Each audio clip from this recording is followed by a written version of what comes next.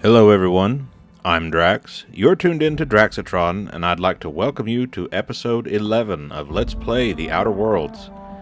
I'm glad you're here and chose to visit, and I hope you'll enjoy today's adventure. Let's get into it, shall we?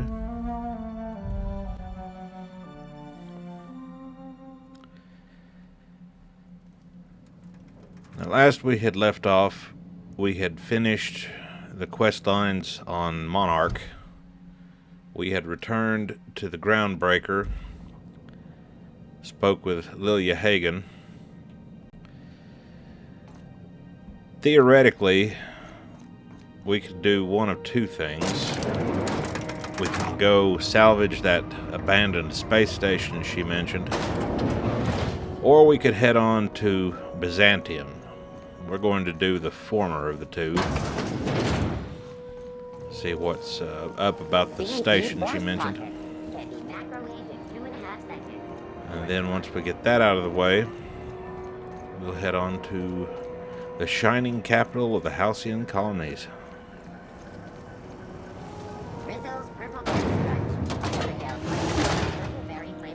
Well, I say shining, it's more of a gilded shine.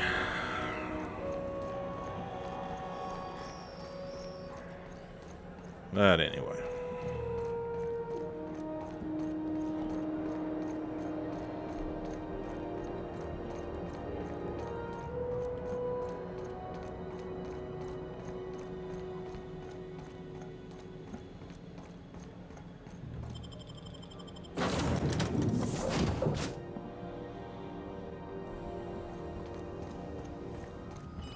I am a dirty, autonomous digital astrogator, Sam.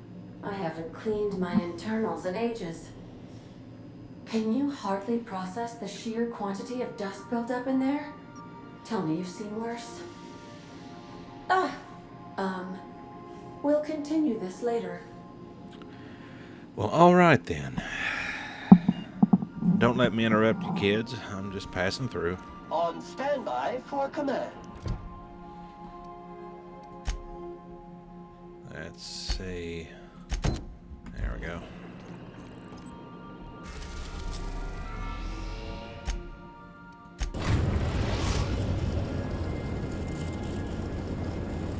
We've reached HRS-1084, Captain.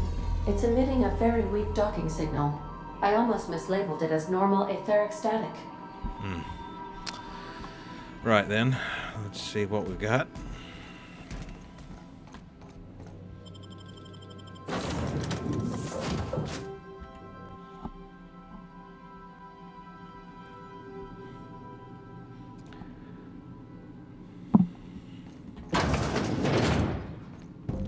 We gotta get the power up and running. I'm shivering in my boots here.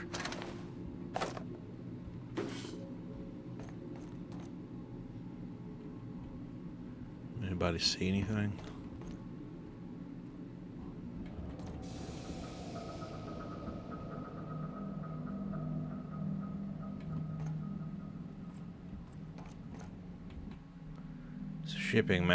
Shipment manifest. Shipping label. 1 case of UDL concussive mines to HRS 1084. Signed by Chief of Security Ida Kimball. Warning, contents may have shifted in transit. Warranty is void on any and all detonated mines regardless of cause. Tampering with, disabling, or destroying mines is a fireable offense. Mines are not a company-authorized decoration, pet, or sporting equipment. Mines are not suitable for ingestion. Mines are not eligible for any recycling promotion. Do not purposefully stand, sit, or recline on mines. Mines are not your friend. UDL claims no liability for any actions taken or not taken by mines. UDL recognizes that you could have chosen any remote explosives provider. Your commitment guarantees product quality and safety for many shipments to come. Thank you and have a pleasant detonation. Quality and safety not guaranteed.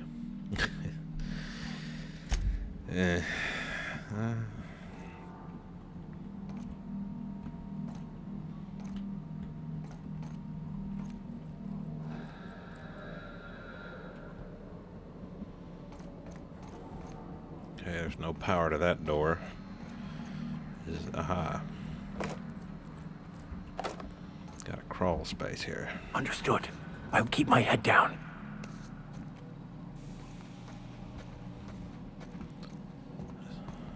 See if... Yeah, here we go.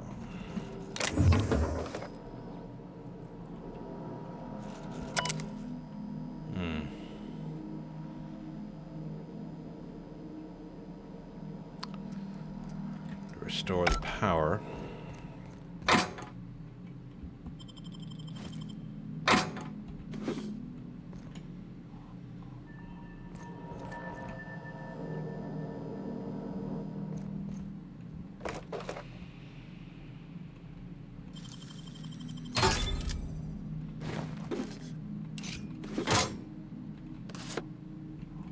Okay, we'll need that blank UDL access card.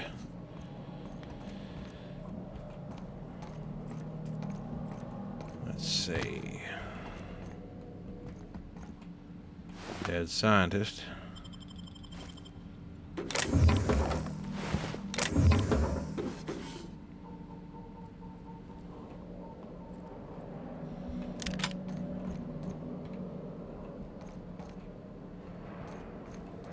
I don't see anything moving around in here, but that doesn't mean there's not something that's... And of course, if the power system is down, that might be part of the reason why there's nothing moving about.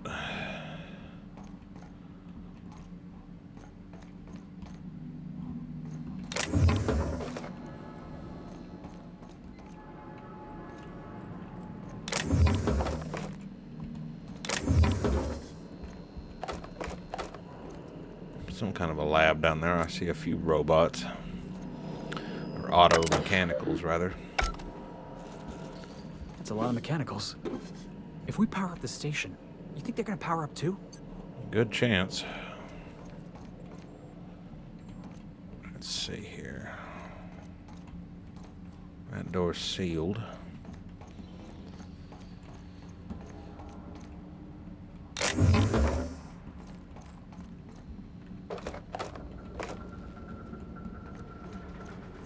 That door's blasted, I guess.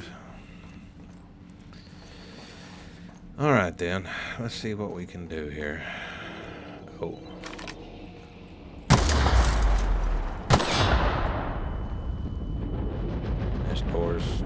That door won't even open.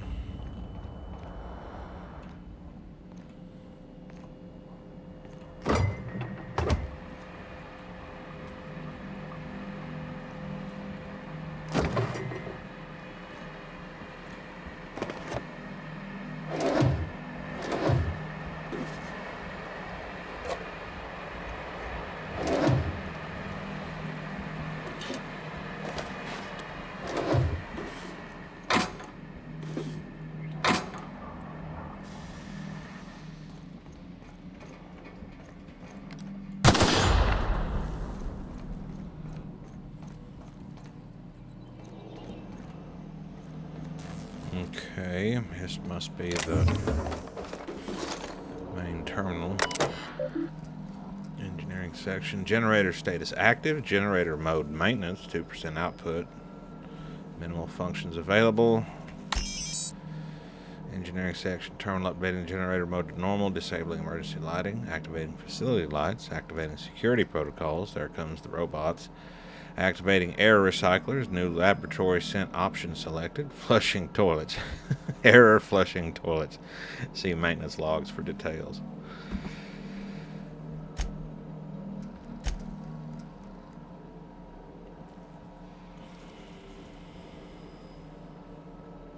Toilet in the maintenance barracks is not flush. Replacement part ordered 1,243 days ago. Non-critical issues. Sensors indicate Alta Vitae gas is leaking from storage tanks. Alta Vitae gas is toxic to humans. Admin override. Priority set to non-critical. Management does not utilize the Alta Vitae gas tank storage room. Okay, so we can't repair the turlet. I guess that's... Captain, I've been attempting to contact you with urgent news. However, communicational functionality was impaired due to the power outage. A UDL vessel has been tracking our position and just recently docked with the station.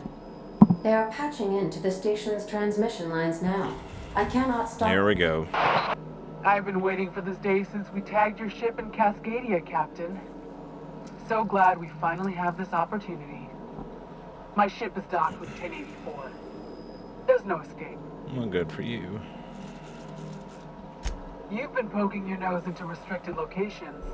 This makes my superiors unhappy. I could peel your ship open like a can of Forest. But I'm in a sporting mood.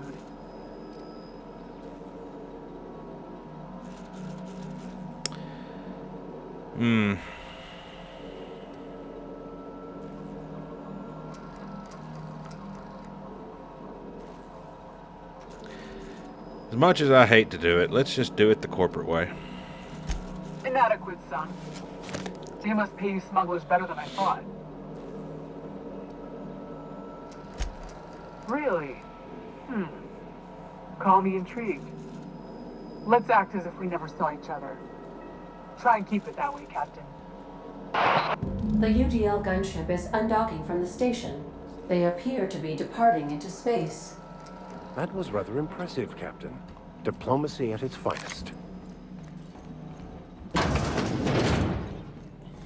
Unfortunately, now that the power is back online, the restricted access now works. So unfortunately, if those robots spot me, they will shoot at me. So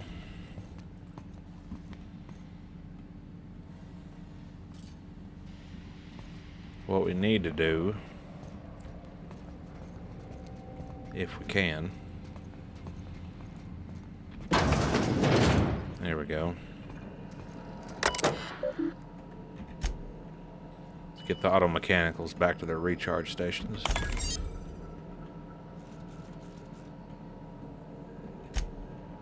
See what messages we've got. To redacted, subject your concerns. From Kimball I to redacted. Of course morale is low. You gave those PhDs tanks of nuclear scrambling gas and no warm bodies to test it on. What did you think would happen? They can test on each other all they want, but no one lays a hand on my squad. I'm installing safeguards in case anyone challenges that decree. Kimball. And let's see. From redacted to Kimball I. You asked that I reach out. I'm doing so. With something amiss with the team? How's their morale, their commitment to the project? Here's one to A. Kimball about a bedtime story. It's a draft. Once upon a time, there was a princess who trained to be a soldier. While the other princesses got jobs at canneries and counting houses, the soldier squinted down her sights at the firing range and made sure she hit the target every time. Then one day, a not very nice man offered her a job at an ivory tower far, far away from the kingdom. The princess could provide for her ailing father, her lovely child, and her goofball husband, but she would have to stay locked in the tower until the doctors could find a way out. Once she thought better of her choices, the princess applied for early dismissal, but no one listened. The end. I love you, Angelica. Maybe you can write me a better ending? Give your father a hug and tell him I'm sorry for missing another birthday. Mom. Aw.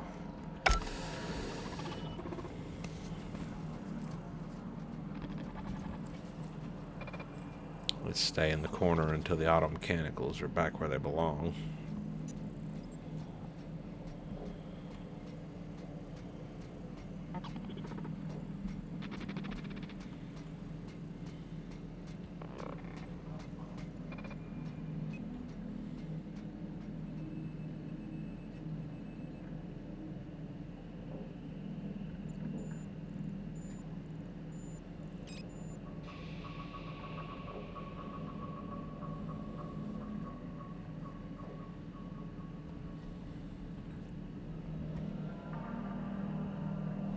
All right.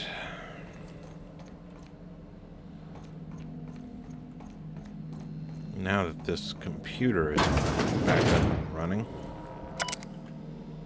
let's encode that keycard and check the messages. Let's see, from redacted, closing down. A transport vessel has been dispatched to Hotel Romeo Sierra 1084. I have taken the liberty of upgrading the sensitive materials containment rating of this asset, which means you are permitted to leave with company-branded consumables, but all personal effects must be left behind. Do not interfere with the tanks. A cleanup crew will dispose of all exhausted assets in time. Anyone who requires ethical correction therapy can speak to a Spacer Care approved alienist. Alright, personal files. Note on Guthrie, J. James is gone, and he never said goodbye. I keep telling myself that he wanted me to remember him as he was outside of the tank. Or maybe he was just bad at goodbyes. When I saw what was left of him, I wanted to airlock everyone who let it happen. You could have said something, James. We were never short on time. Nothing's keeping me here now. The bits aren't worth it. I've requested a transfer. I get the impression I'm not the only one. Note on Chief Kimball. Kimball thinks there'll be trouble once the docks run out of warm bodies. If James was around, I know he'd set her straight. Now that he's gone, maybe I could use some convincing too. She showed up next to my bunk last night, said that if anything happened to her, her password was her daughter's name. I hope it never comes to that.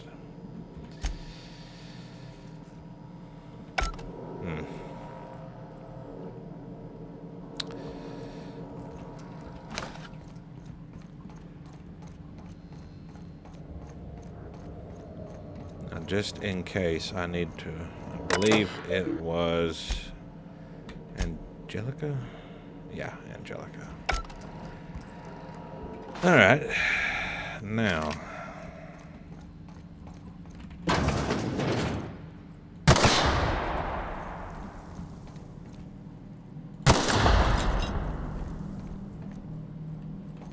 Whoa. Careful where you step. Yeah, that floor is electrified.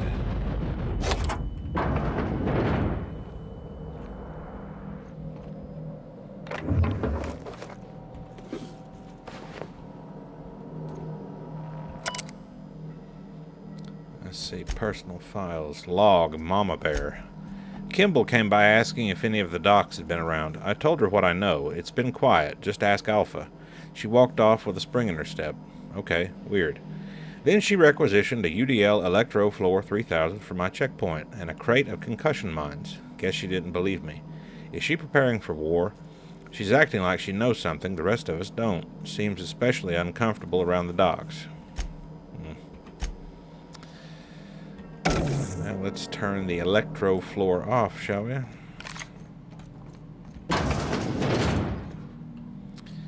that would be very uncomfortable to step on while it was active.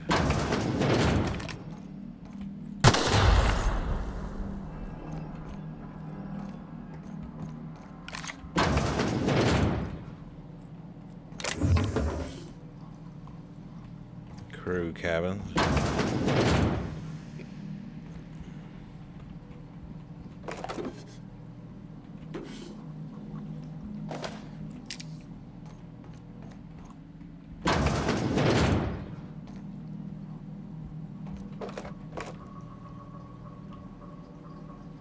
What is that? Oh, a knock you out bar. Yay.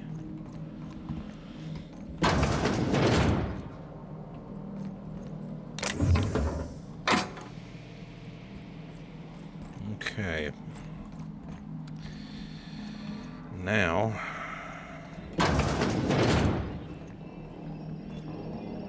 Boss, I think they're still alive in there.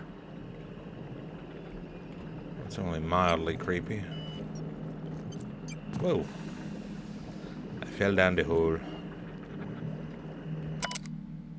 Dr. James Guthrie. Current status alive, extremely unstable condition. Subject will need extensive nucleon resequencing for any chance of viable extraction. I'm so sorry it ended up like this, James. We will come back for you all and fix this, I swear on it. Please forgive us. Dr. Ava Chartrand, Dr. Lorelei Fall. That bunch again. So who's this up here? Dr. Charles McNulty. Alive, unstable condition. Subject should not be revived until a method for stabilizing his condition is found. In gratitude, Dr. Ava Chartrand, Dr. Lorelei Fall, Dr. James Guthrie, Dr. Claire Pearsall.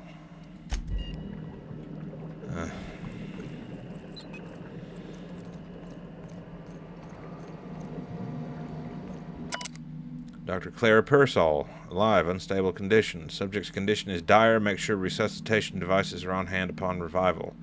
Please hold on, Claire. We almost had it this time, I swear. We'll bring you back. With love, Dr. Ava Chartrand, Dr. Lorelei Fall, Dr. James Guthrie.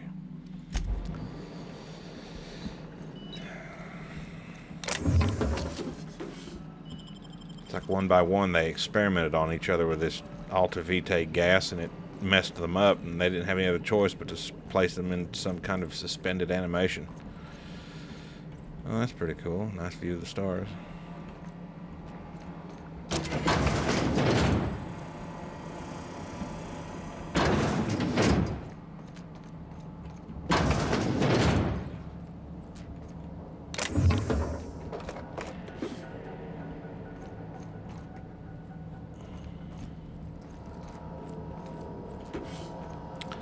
Alright, let's see what we've got here.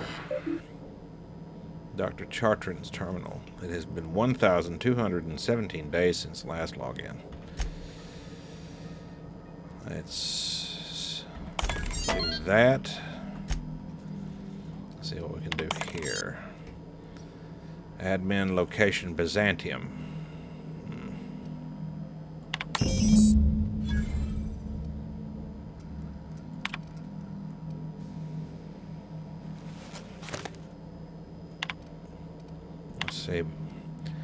Executive Research Focus Group, Echo 177 Juliet 48.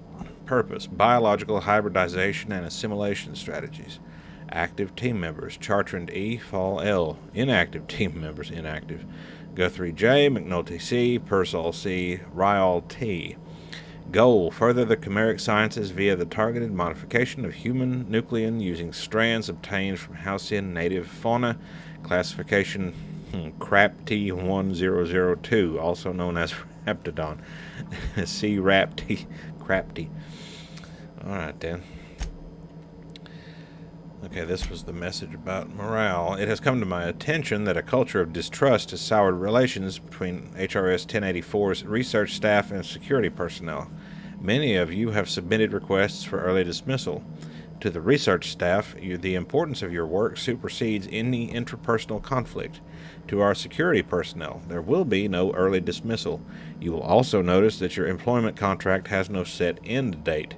We can enjoy a discussion of morale and its impact on success metrics once the question of humanity's place in the Halcyon colony is answered. In the meantime, get back to work. Really understanding. 3 priority entries from user Chartrand E. Charlie. We almost lost Charlie. It was a runaway resequencing shift. Once it started, it kept going, spreading beyond the isolated tissue to a full-blown systemic infiltration. He said it was like every organ was itchy. Ugh. I told him we'd ice him, freeze him until we could work out how to reverse what had gone wrong. Every time Laura walked by me, she rubbed my shoulders and asked me to take a different reading. They didn't need to be taken. It was just to keep my mind occupied. She's been checking on me every hour since. Claire. We had to put Claire on ice today. She and the others drew straws. Claire lost. The change was slower this time. At first, the resequence stayed within normal parameters, but then it spread again, just like with Charlie. Tomorrow, I'm reaching out to my handler directly. I need some answers. I wonder how Guthrie's doing. I hear symphony music from under his door. Well, let's find out about James. Whoops. This log is being entered by Dr. Fall. I had to prescribe Dr. Chartrand enough sedatives to knock out a primal. Yesterday morning, Dr. Guthrie and I drew straws to decide which of us would be the next test subject. He pulled the short one. No new developments. After all of our sacrifices, it still feels like we're miles away from a breakthrough. Ava hasn't forgiven herself for the losses. Maybe some time away from HRS 1084 will clear her mind. The board confirmed receipt of my report and transmitted our recall notice. We are just awaiting transport. I wish we could take some time away from the project to clear our heads, but we're not even close to that point. Let's see what our outbound communications look like. Transmission begins. Chartrand E. Is anyone listening on this frequency? Redacted. Who is this? Chartrand E. I'm the project lead on 1084. I wanted... Redacted. Station 1084, you have orders to maintain wireless silence until a mission end state is achieved. Chartrand E. Executive override password antediluvian. Redacted. Audible sigh. What can I do for you, Doctor? Chartrand E. The board told me they would deliver my queries about our transcription problem on the Cornelius Vanderbilt. Where are we with that? Redacted. I'm afraid I can't provide an updated status at this time, Doctor. Chartrand E. The assault cruiser should have arrived on Earth by now. My query was addressed to the Chimerical Research Department at George de Hevesy Institute in Budapest. Redacted. One of my associates will reach out when we have an update. Chartrand E. When? Aren't you in contact with the assault cruiser? What happened out there? Redacted. Station 1084, misuse of this channel is a fireable offense, as is abusing your executive override, saving cases of emergency. Chartrand E. Damn it, this is an transmission ends. Executive override for you to Chartrand E. Discontinued. Duration indefinite. Well, that was nice. You know something? We might be the finest agent Sublight ever hired. Chartrand. I've seen that name before somewhere. Cascadia, right? Yep. Chartrand. I've always said Chartrand. That's the English in me.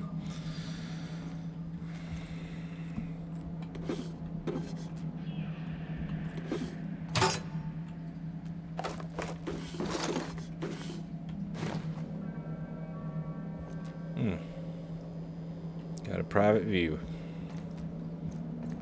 Spectrum red. Spectrum red. Is there anything on? Nope. Alright then.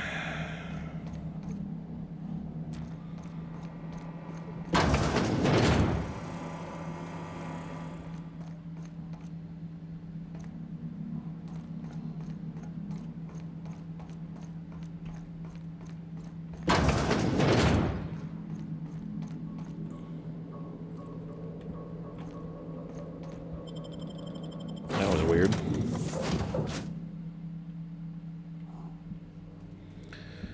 All right. Captain, Felix and the Vicar are arguing again. They'll be all right.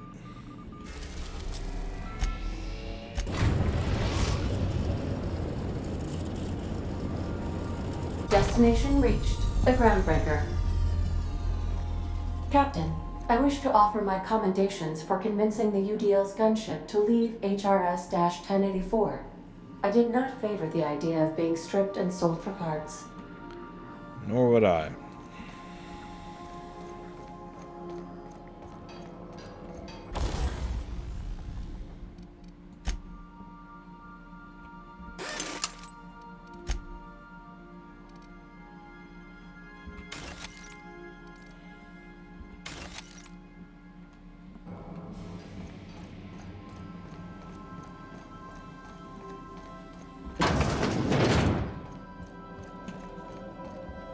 Oh shoot, I did not mean to do that. Put it back, Drax.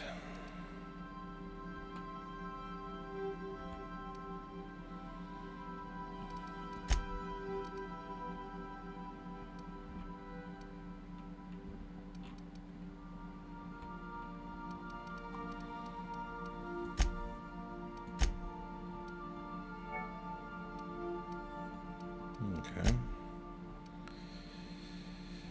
I could probably sell a few of these for the bits. I just carry them around and all they do is take up space. Have to see about that when we get on the Groundbreaker.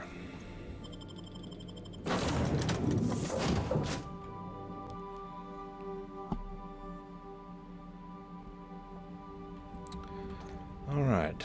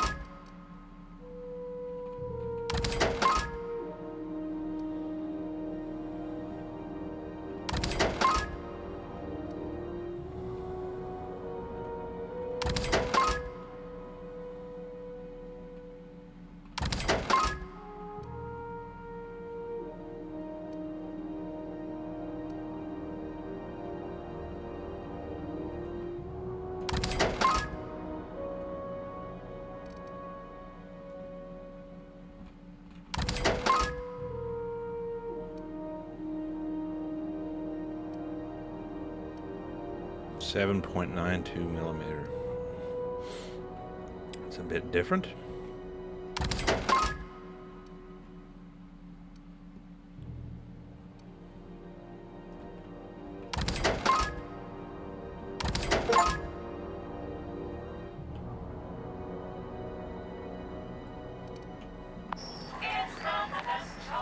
All right, back to Lilia Hagen.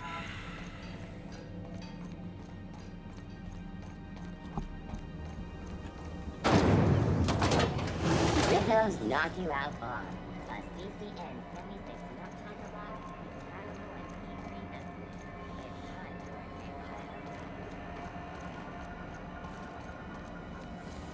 CNP worst.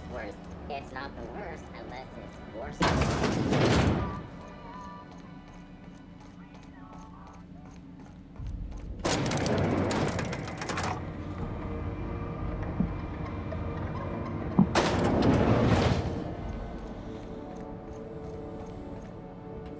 Finally, a base of our own. Soon we'll have eyes on every corner of the system. Well done, Captain.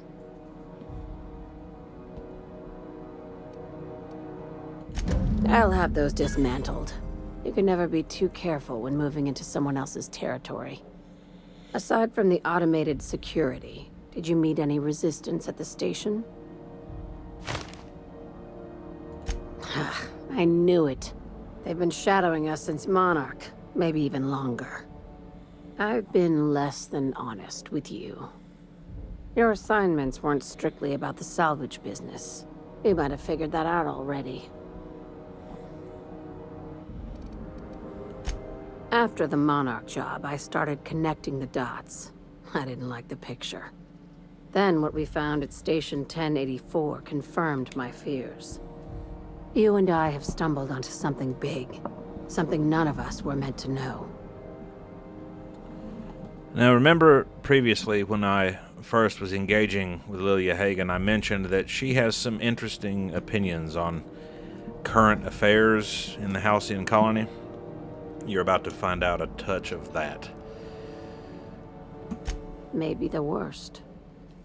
Ask yourself why a skeleton crew was studying that Alta Vitae gas in secret. Ask yourself why stockpiles were hidden on a planet full of monsters.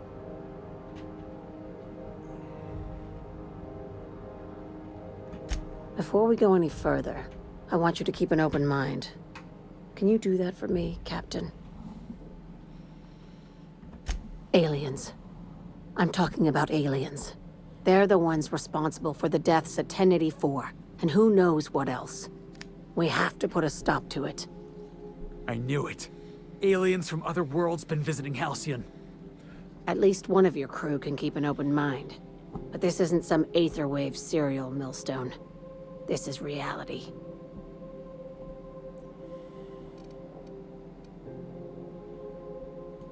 Hear me out.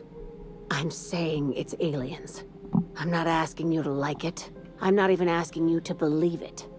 But I need to act on this threat to the colony, and I can't do it alone. Captain, in my humble assessment, Ms. Hagen is insane. Damn, she's serious. Tragic, ain't it?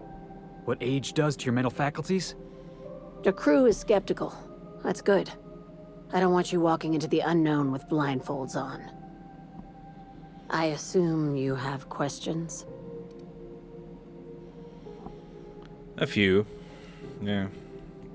If we're gonna see this through, I'll need your trust and commitment.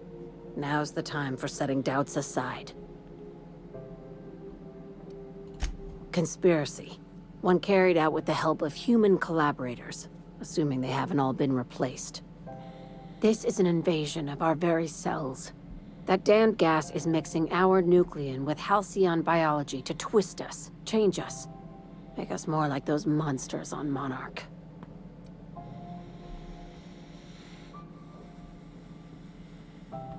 No kidding. That's how they want it. When I lined up the evidence in my spreadsheet, there was only one possible conclusion looking back at me. This is my data talking, not my anxiety or lack of sleep.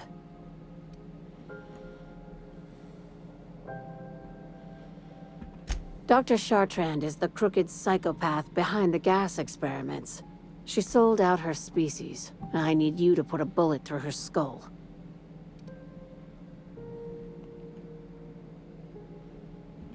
She's a research scientist and a damn good one. Before UDL poached her, she engineered a 0.2% increase in cystipig juiciness. Ooh. Now she's doing the same thing with humanity. Her fingerprints were all over Station 1084. You saw what she did to her team. It's cute that you'd think that about me. I just want to add Savior of Humanity to my resume. I've got ambitions outside of this office, you know. Besides, this way Sublight gets first dibs on alien salvage.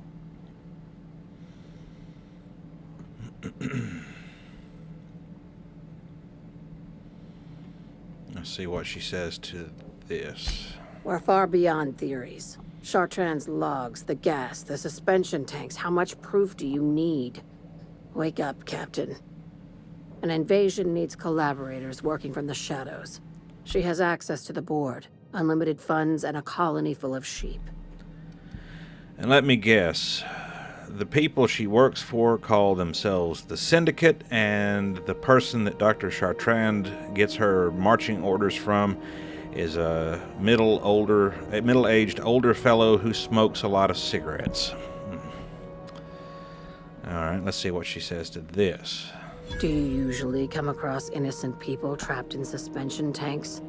Because some of us would call that excessive. Remember, the tanks were just the shit she left behind. Just imagine the experiments she carted off to her next lab. I wonder what she'd say to this. Just think of it as salvaging hope from the smoking wreckage of humanity. This is your initiation into a future with Sublight. Want a steady position in our ranks? Buy one with a bullet. Well, there's your usual fee. What else do you want? A promotion? It's yours. Even better. I'll owe you one.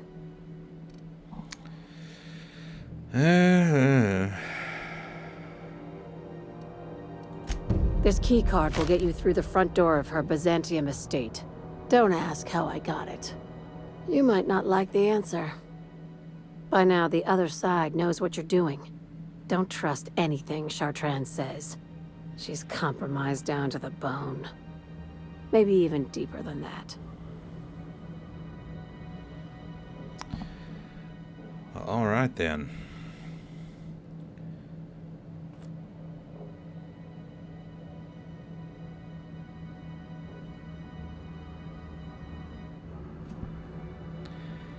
Now, the last time I played the game through, I got to this point, I didn't kill Dr. Chartrand. Hey, Vic. Got a good one for you.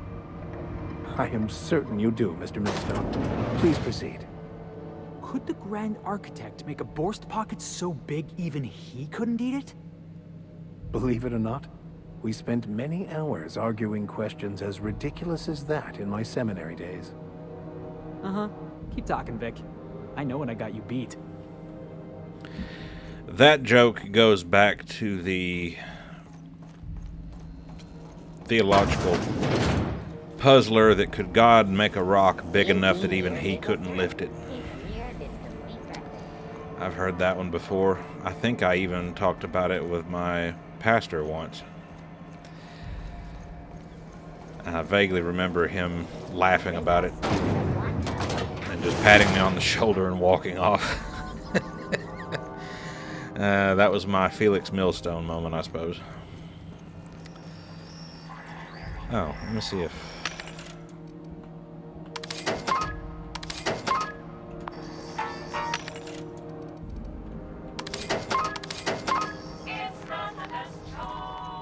It's Spacer's Choice. Anyway, going back to what I'd said before. When I got to this point in the Sublight quest line in my last playthrough, I remember I didn't kill Dr. Chartrand. But there's pluses and minuses to taking both routes. As for which one is, you know. Okay. So now all we... So then I told him, oh, ha ha ha, that tickles. How odd.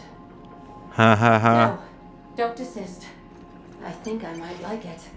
Alright, kids, that's enough of that. Behave yourselves.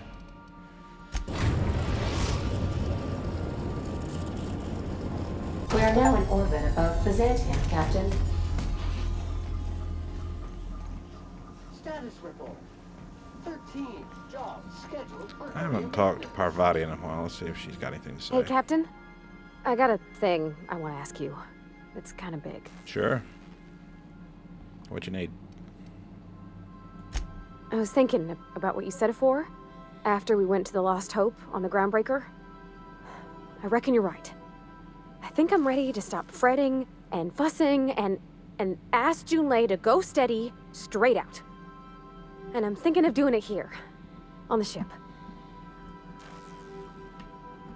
I was kind of hoping you'd offer. The thing is, I can't ask her over like this. I mean, look at me. I'm all covered in engine grease and I ain't showered in nigh on a week. I smell like sweat most days and, well, don't look too close at my fingernails. I was thinking, hoping, we could stop by Groundbreaker for bath supplies. I mean, only if you're not busy. Or when you're heading through Groundbreaker for something else. You don't gotta change plans on account of me. Anyhow, next time we dock in Groundbreaker, let me know. 'Cause I want to come with. Alright, well, you know what? We're not exactly in a hurry to complete any particular thing. So let's head back to the Groundbreaker. The Groundbreaker has approved our request for docking, Captain. You're free to disembark. Take someone to watch your back, please. This time we'll leave the Vicar behind and take Parvati with us.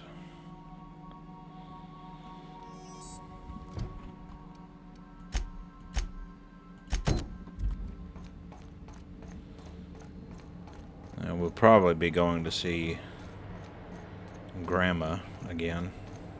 The little old lady who we got the landing pass for Roseway from. Or, I'm sorry, not Roseway, Monarch from. Rizzo's lemon slap. Slap your whole family tonight. Yep.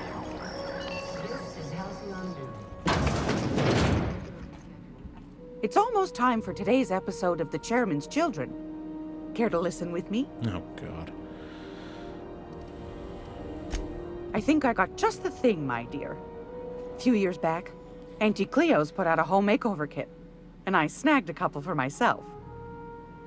High-grade shampoo and conditioner, scrubby brush, a nice lotion, that sort of thing. I still got 'em, too. What's the scrubby brush for? Cleaning around your nails, sweetheart. Gets the engine grease out. Makes your hands soft. Most folk don't got the time. Or bathtubs for such, me included. I'll let you have one on clearance. You want rosish, mock apple and cinnamon, or refurbished ship? Refurbished ship? Is that like when you'd go to the car wash and they'd have that cart with the spray bottles on it with the different fragrances in it, and one of them was new car?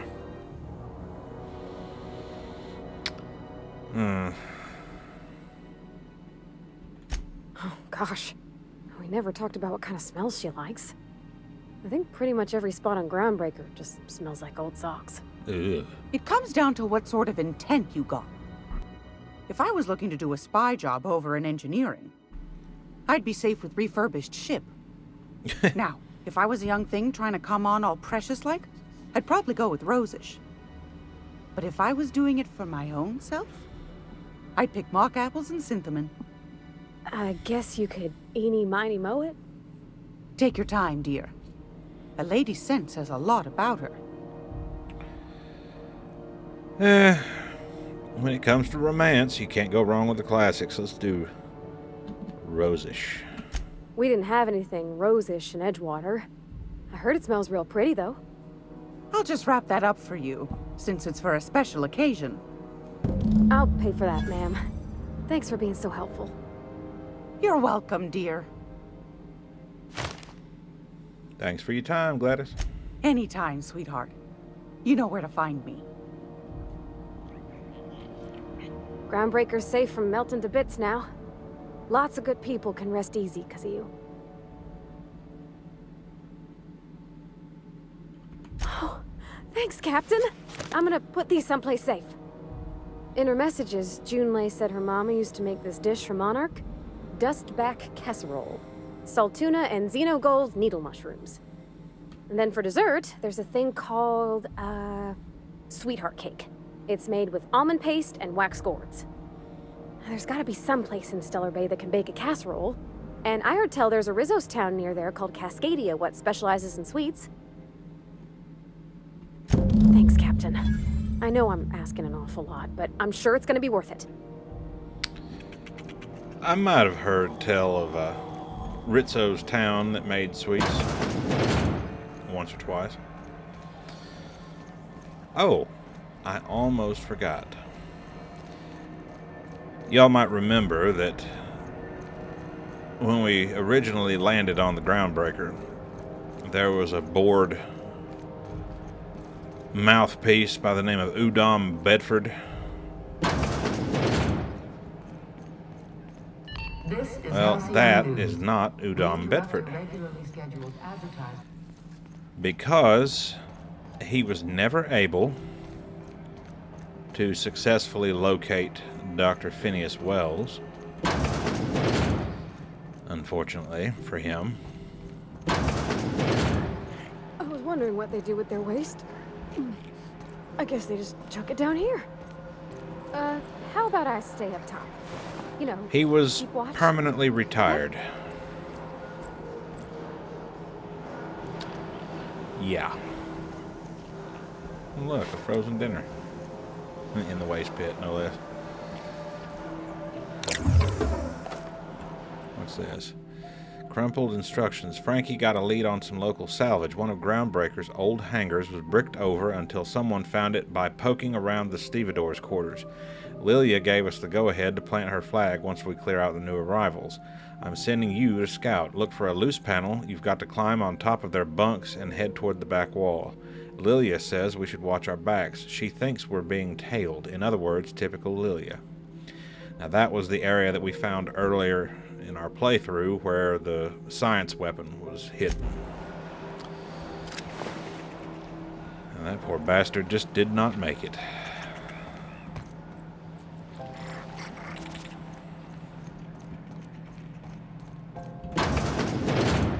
Alright, come on, y'all.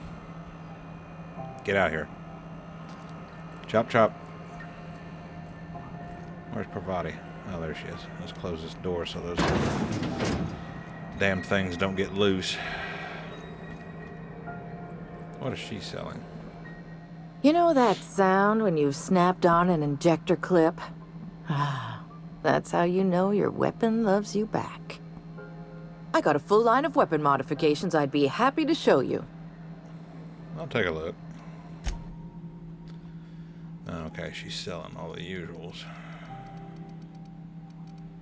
The Vermin 2.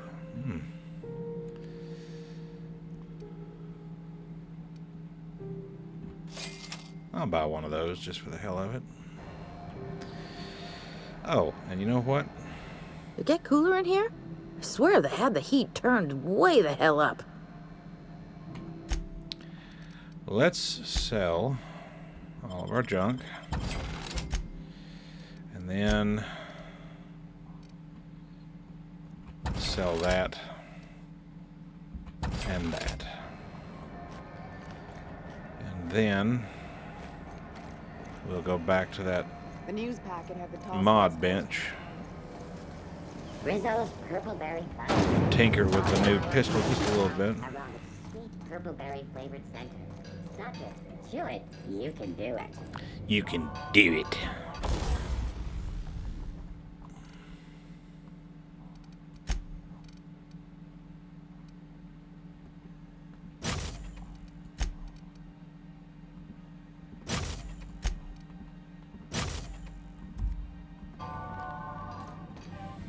I shouldn't. Do it.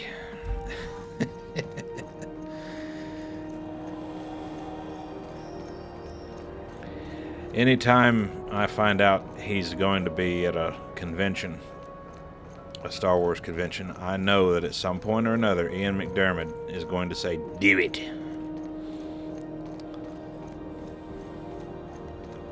Classic. Classic. Alrighty. Let's, again, since we're not in any hurry. If you stop in the engine room, would you ask Parvati to send Sam down to the bridge? Ada, you've had Sam dusting your consoles for the last 2-3 days at least. I think you'll be fine for a little while, darling.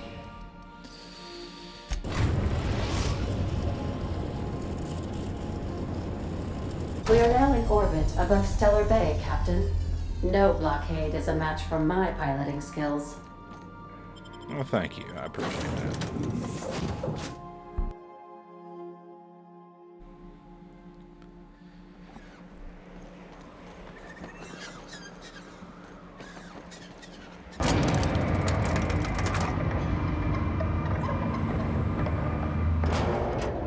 Grim. Let's make sure we already found the sweetheart cakes because I remembered them just in time on our last playthrough and grabbed them while we were in Cascadia. Saves you some time because the first playthrough I did of the game, I had already completed Monarch and had been on Byzantium for a little while, and then I thought I haven't talked to Parvati in a while, and I went to speak with her, and oh, Captain, I'm looking for sweetheart cakes. And I'm like, damn it, I gotta go all the way to the other end of the, it's like, never mind. Chef Raymond. Whoa, by the stars, my poor heart. I just about pissed my jumpsuit. Don't do that. Not in the kitchen. Most people don't.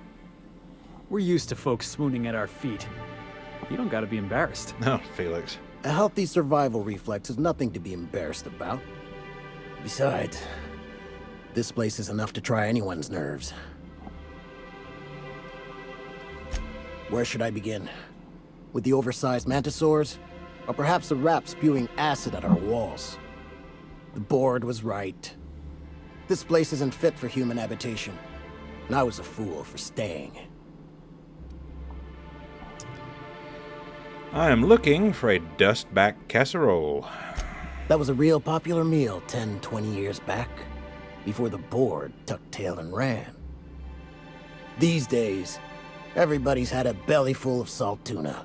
They all want borscht, and the mushrooms, well, not many venture out of town, what with the monsters hereabouts. I can whip one up for you, but it'll cost. Here's a menu. Fair enough. Oh, yikes. I can't cover this much, Captain. I've got it. You got it. I got all the ingredients. Should only take about an hour in the oven.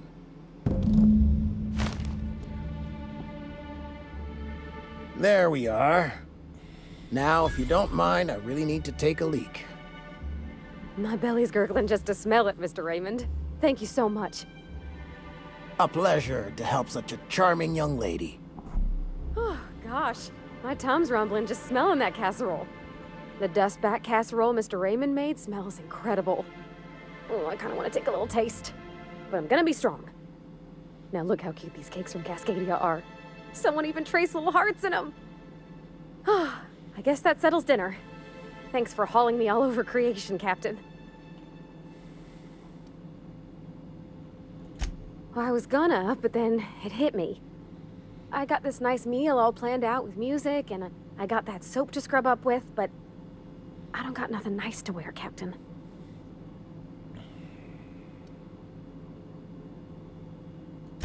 I don't have a head for fashion, and I can't really picture myself in something clean and pretty. There's this place I heard of in Byzantium, Jolicoeur's Haberdashery. I bet I could find something nigh on perfect at a place like that. Thanks, Captain. I know I've been asking a lot, but you help me out every time. You're the best. You're welcome, Parvati.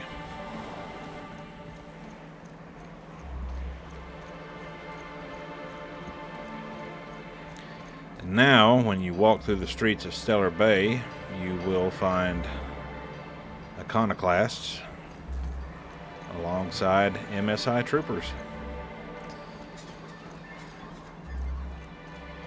Hooray for diplomatic solutions, eh?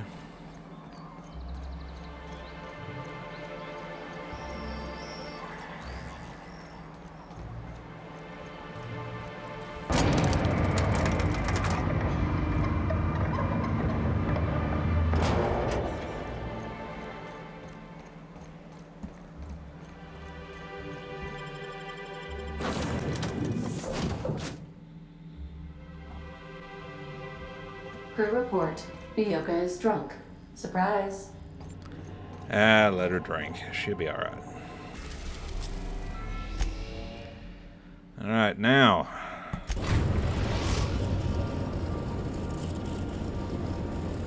We are now in orbit above Byzantium, Captain.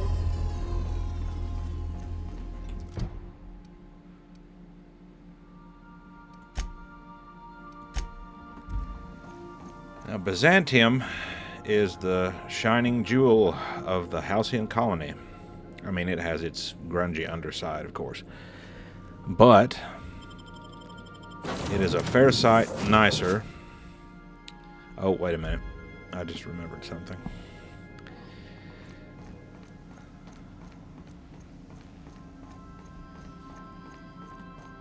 Make yourself at home, Captain. I will. It's my room. Thank you, Ada. Thank you. Let's see here. Oh.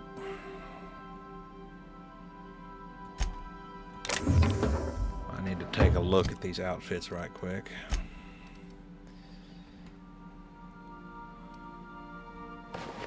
Okay, that's the sublight outfit. I like that one. I wish it had just a little bit more protection to it. I'd wear it all the time, but nah. Stylish, if a touch poncy.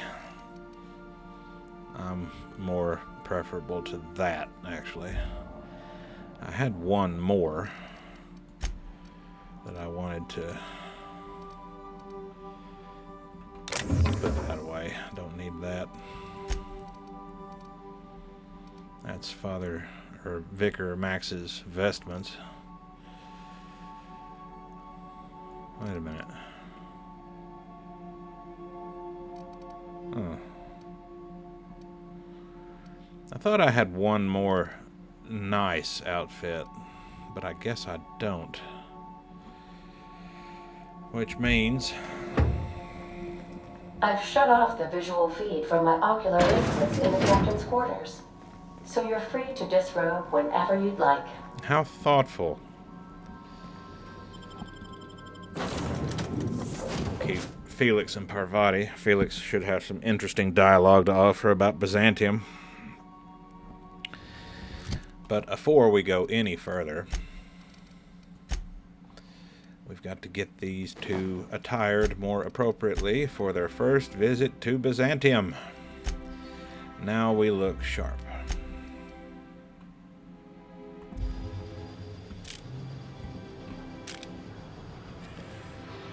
Now, my understanding, from what I've been hearing of it, all raging debates about the price tag they've attached to it aside, that in the Outer Worlds 2, you'll be able to play in both first and third person. There have been several occasions in this game alone where I wished I had access to third person. But one can't have everything one wants. And before we do anything else, we need to talk to Phineas's contact. Do you mind? I'm meeting someone. Yeah, you're meeting me. Shh. No names, okay? The Phoenix is a wanted man, and the board has eyes everywhere in Byzantium. Yeah, you're looking to make contact with Minister... Clark. Magpie, right? Yeah, Minister Magpie. I should warn you, it won't be easy. He spends most of his time in his estate, which is heavily guarded. Afraid not. He almost never leaves his home, and his guards never leave him. Can't say I blame him. It's scary out of doors. I mean, can you even count how many times we've been shot at? What work specialists, huh?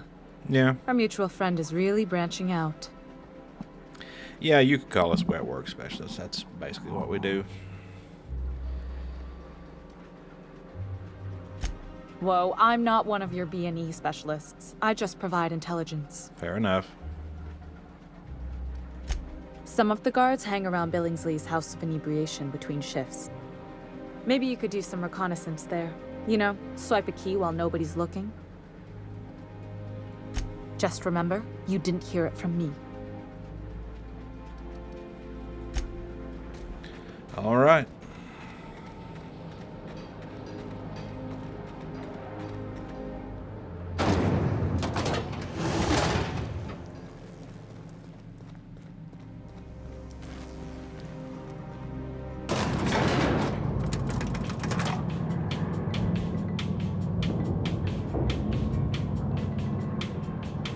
At least we got elevator music this time.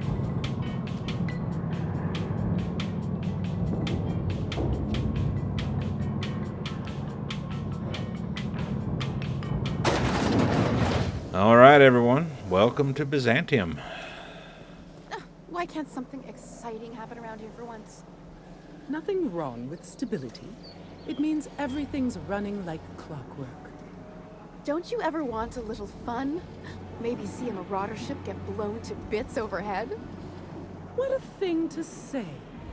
Everyone knows marauders can't fly.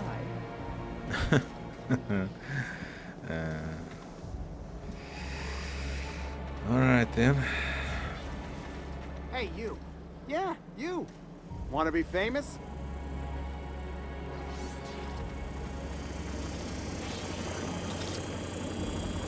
Kid, you got presence. Natural magnetism. Know what I mean? There's those street smarts. Just the right amount of rough around the edges. Next time, we'll have you say that over the rim of a Trippistout. Product placement, baby. Listen, you got an agent? Some kind of representation?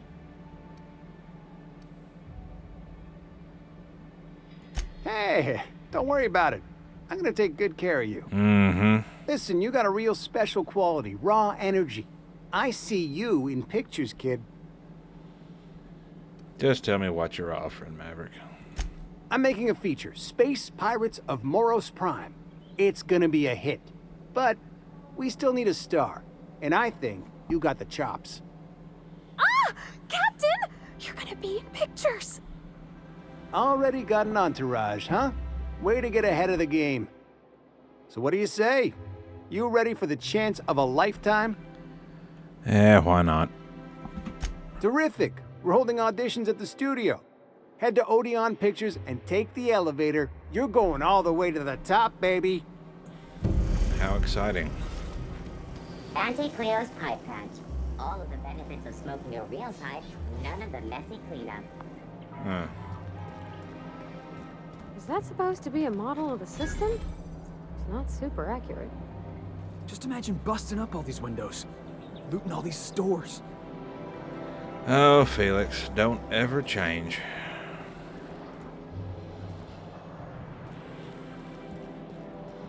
What's Auntie got for sale? Anything good?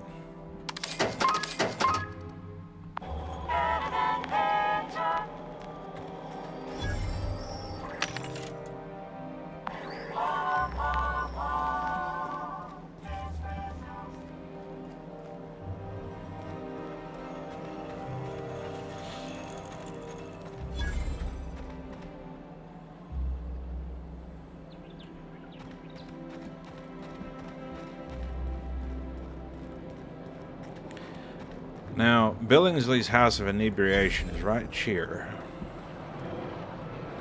But since we're not far away, we'll stop by Jolicoeur's haberdashery and see. Oh my. Oh, look at all the pretties. Now, if you haven't figured it out yet, Byzantium is where the vast majority of the Halcyon colony's resources ended up. How else could everything You, here with be... the hips. Over here. Let me take a closer look at you. With the hips? Okay. But yeah, this is where all of the resources of Halcyon went. Was to making this place big and pretty and clean and fancy and nice. While everyone else scarcely ever sees a bar of soap, goes weeks plus without bathing, and doesn't know the stench of anything but salt tuna or sulfur. But yeah, I'll save the socialist spiel for another time. Don't speak. Hold that posture for a moment while I admire you. You have a natural contrapposto, my dear. The way you rest your weight against your hip suggests a certain rugged charisma possessed only by the mighty primal and the well-traveled spacer. Splendid. I love it. Yeah, that's me, the rugged and well-traveled. Or I could be snarky as hell and just say, there it is, the most pretentious thing I'll hear all day. I'll be polite.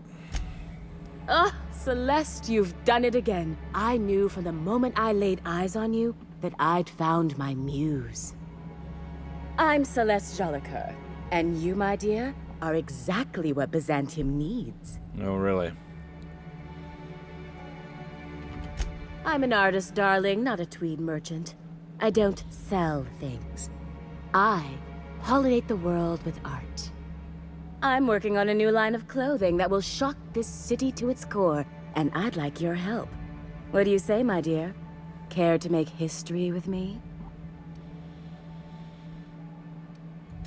Everything I need to know can be deduced from a first impression. You're an outsider. You're exotic. You carry a whiff of barbarism and adventure. You're the embodiment of everything I want in my new line. What do you have in mind? When I look at you, I see the very embodiment of everything the walls of Byzantium were built to keep out. Making an outfit worthy of you won't be easy. I'll need your help gathering the right materials. All right. What do you need? Marvelous! You and I are gonna wake this city up like a cold splash of wine to the face.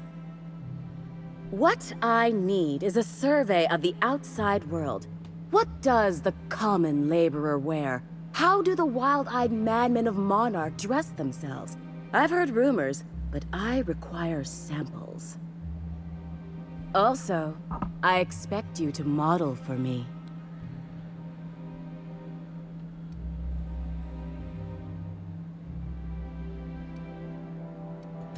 Trust me, darling. I've been at this business a lot longer than you. I'll need you to model for me the following: the apparel of an iconoclast, the armor of a marauder, and a full ensemble of spacer gear, helmet included. And when I say spacer gear, I mean an outfit worn by real spacers. None of that garbage spacer's choice pedals. You have the bearing and demeanor of a born model. You're going to absolutely murder this job. I'll see what I can do. Fabulous! I can't wait to see what you dredge up. You don't gotta be so forward about my reasons, Captain. Relax, Parvati. Let me get a good look at you. Turn around, please, darling. My word. Such muscular shoulders. You're a vision, dear. I am no such thing, ma'am. Nonsense. You're absolutely lovely. Chin up now. I have just the thing for you. Let me do a back-of-the-envelope calculation. Materials, labor, licensing and copyright. There.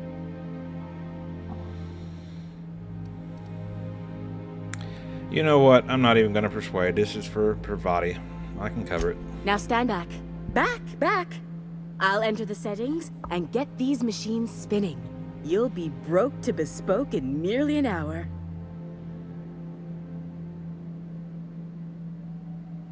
And there we are, my darling girl. I wish you a splendiferous evening.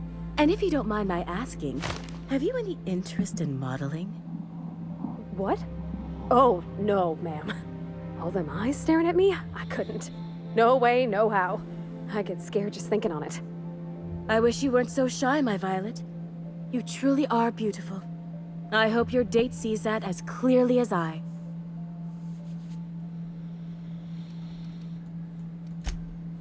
All right. Now, let's... Can you believe this outfit? It's so handsome, I'm almost afraid to touch it. Well, I guess that's everything then. After all this time, I just have to actually do it now. You know, there's a part Junlei's been looking for to fix up the air cyclers. They only carried them on big colony ships, like the Hope.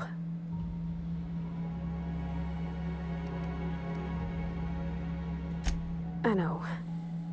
For a while, it felt like everything I did was a little bit of help. And it meant I didn't have to ask her to be mine. Not yet. Not for real. Next time we dock with Groundbreaker, I'm doing it. I'll send June a message and ask her over. Oh, this is real scary, Captain. I'm grateful for all you done. All right.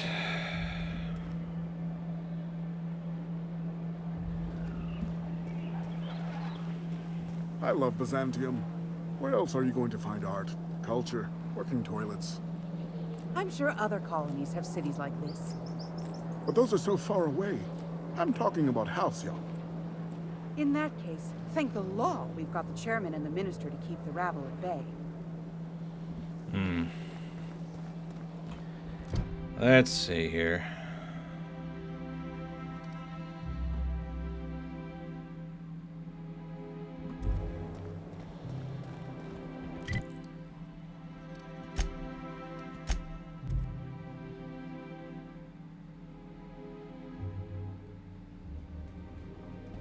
Oh wait, I just remembered something.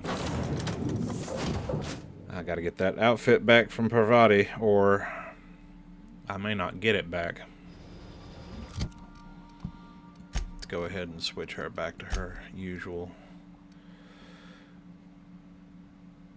Wait a minute, what is... Oh.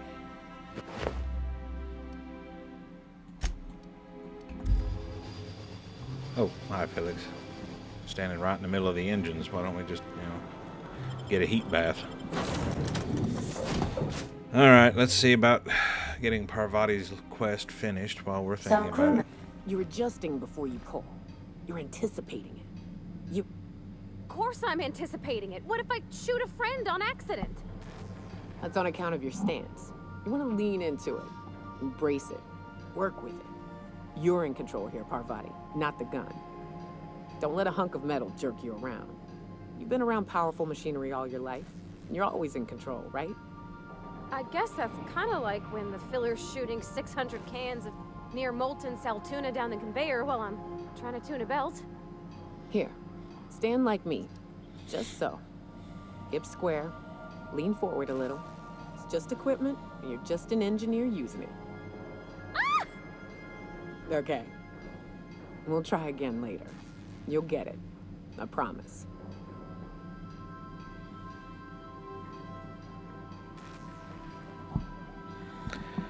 All right then. I swear, next time we put in the Groundbreaker, I'm gonna do it. I'm gonna ask her over. Oh, I'm so nervous. Having trouble focusing on my work. Oh, you mean Sam? He's just the sweetest, ain't he? A real charmer, my dad'd say. Nah, but I've been thinking on one. Gotta get to know him better, I think. Maybe ask him what he prefers. It ain't nice to give folks a nickname without him giving you the okay first, you know?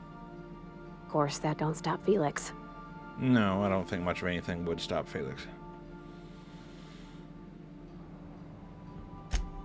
Mostly, yeah. I lived in the maintenance office near all my life. Mr. Thompson never let me forget how funny that was.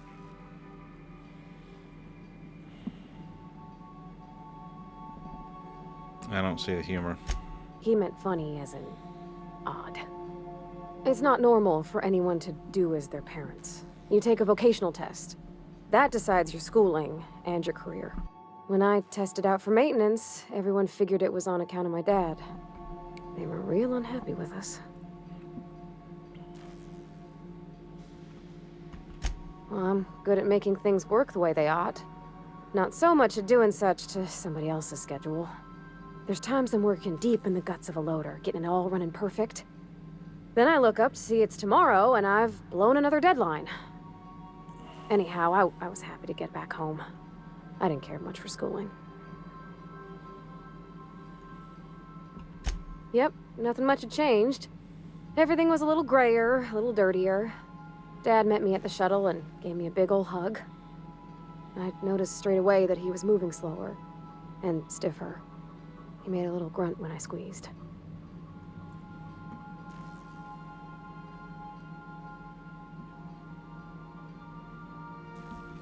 Oh, I miss him, sure enough. But he's a fond memory. I was right beside him when he passed, holding his hand. Talking about him makes me smile. Dad never said that he loved me, you know? I knew on account of him showing it. How he'd stay up late to help with my projects or listen to my fretting. Oh gosh, look at the time. Sorry to bend your ear so long. And I got so much to do before this ship's in decent shape.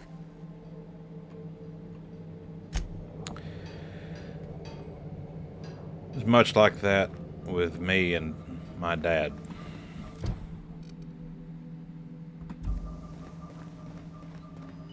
Very rarely, if ever, well, my dad, to put it in the shortest, simplest terms, aside from the groundbreaker has growing approved up our request for docking, Captain. You're free to disembark. In a, we'll call it lower middle class family, and that's being somewhat generous. They didn't have a lot when he was growing up. He is a combat wounded Vietnam veteran Marine.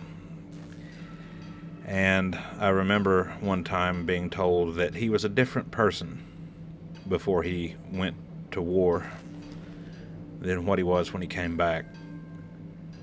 And that he was, you know, quieter, less expressive. Not in a bad way, he just had fewer words and didn't show a lot of, you know, emotion. And it's not that he didn't have emotion, it's just that he was better at bottling it up, kind of, I guess, to protect himself, like every veteran does after they see what they see in the middle of a war. But he never, or very rarely, says, "I love you." Very rarely. But I know he loves me because, you know, he's taught me a lot of things over the years, spent time with me, taken me places, and he's got a goofy, somewhat self-deprecating sense of humor, but I know he loves me. He doesn't have to tell me he does. I know it. Now, my mama, on the other hand, she'd tell you she loved you, or, you know, she'd give you a hug, a kiss on the cheek. Dad, he's not into that kind of stuff. In fact, a funny but true story is a friend of mine came over one time for a visit, and my dad and I got into an argument. Not like a angry, violent argument, but we were mad about something at each other. I can't remember what it was. And I remember later after he went home that my mama told me, she said, "You know, your friend earlier was kind of worried that your dad were gonna get into it, thinking that something was really, really wrong." And I had to explain to him, no, that's just how they express their love. They kind of fuss and gripe at each other, but it's nothing serious. Well, you look terrific in your iconoclast armor.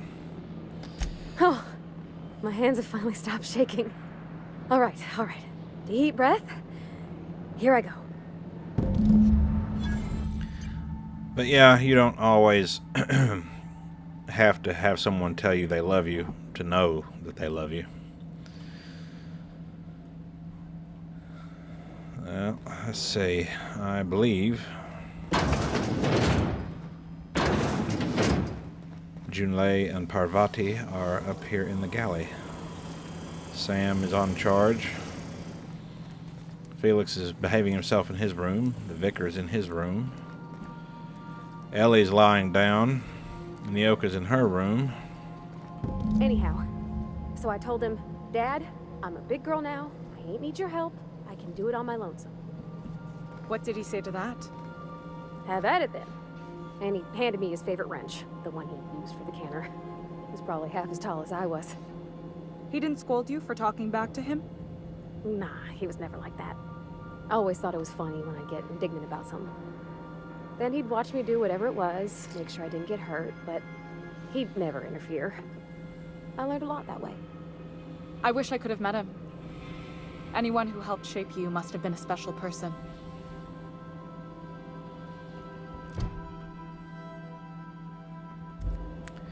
Well, all right. While they're enjoying themselves, since we have to pick up some accoutrements for Celeste Jolicoeur, let's pop out to the groundbreaker.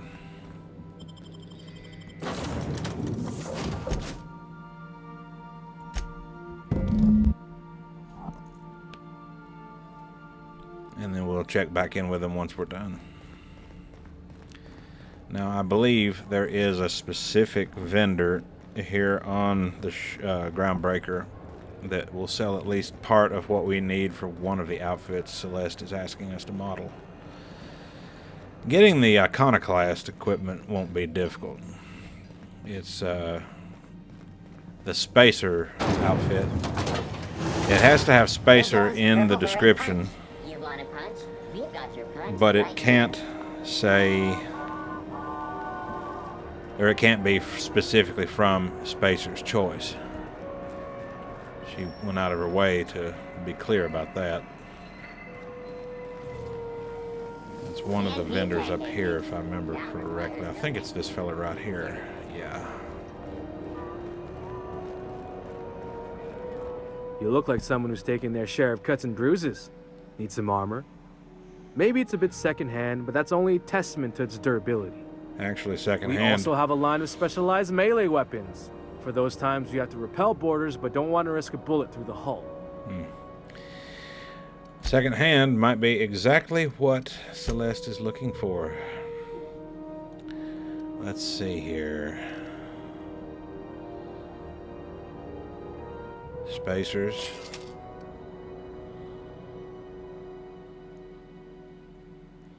And the padded helm. Lightweight Spacers helmet.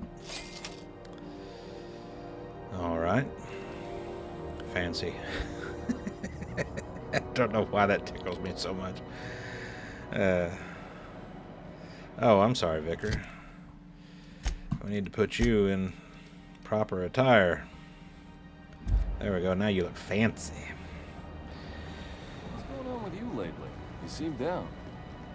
Board patrol nicked a friend of mine. CNP, I can't believe it's not forced.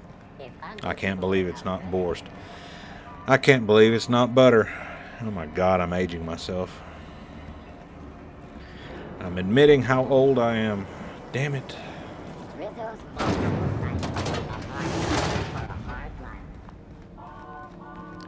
Now, where is... Oh yeah, what? There it is right there. Now let's see if we can find...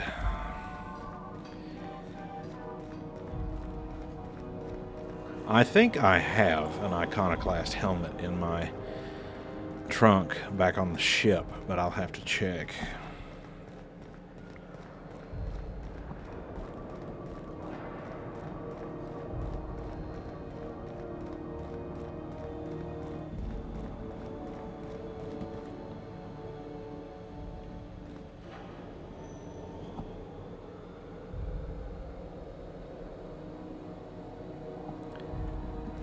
Let's see.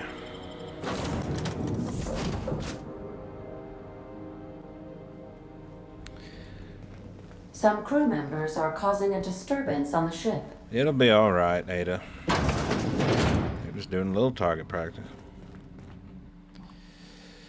Right. Let's see, I know... Or I thought. I had it. I guess not. I must have scrapped it like an idiot, not remembering that that quest for Celeste would pop up eventually. Let's buzz back over to Monarch. We're now in orbit above Fallbrook, Captain.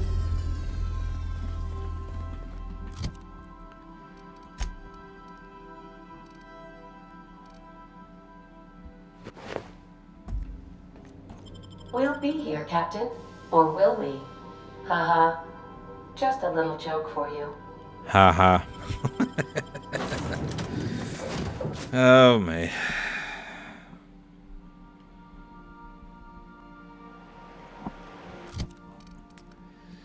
All right.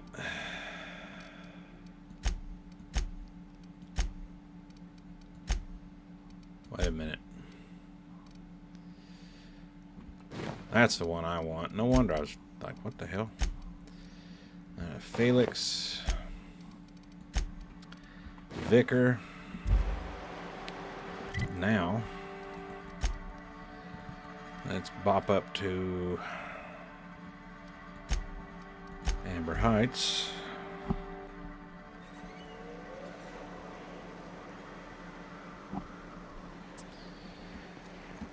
And never knew you were much for tossball, Max.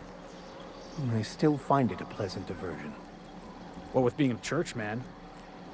Don't it take the fun out of tossball if the winner is predetermined by the law? The only thing that takes the fun out of tossball is the Chosen's new fool of a coach. Are we actually agreeing on something? I think we are. How about that shit? Hey, thanks again for helping out. What can I do you for? All right. He may not have what I'm looking for, but I'm going to look anyway. And it doesn't look like it, does it?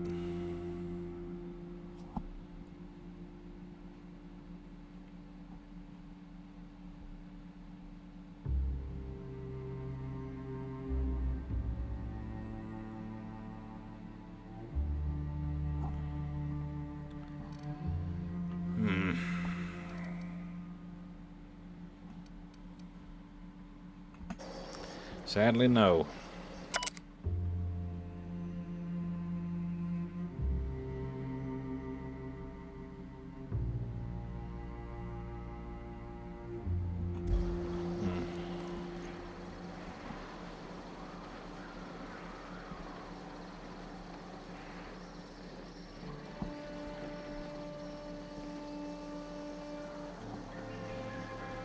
Actually, hang on a minute. Hey, thanks again for helping out. What can I do you for?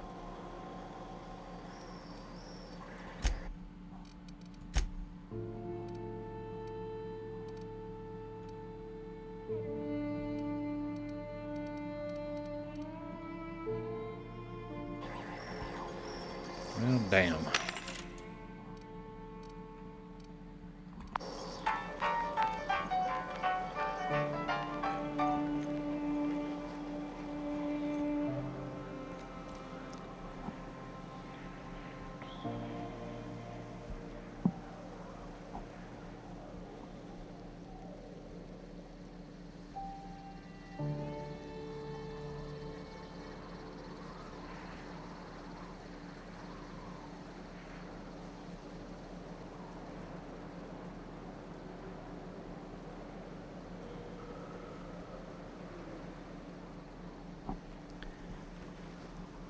I must have sold or scrapped everything I needed. Thanks again. Otherwise...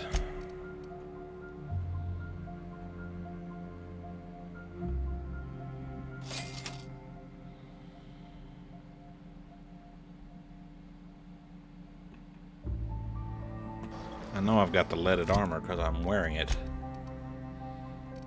Or no, that's right. Oh, that's right. I gave that to Vicar Max, didn't I? Yes, I did. And Felix.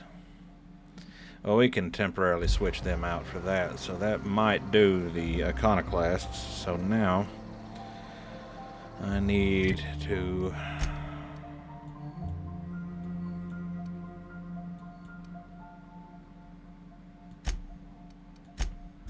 go to the Marauder River Camp,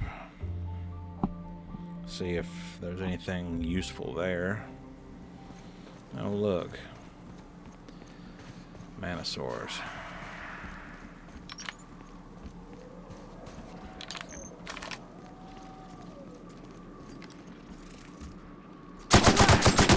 Shines on us today.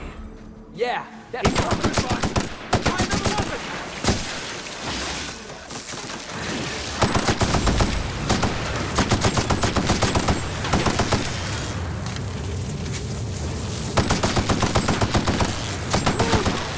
still got it.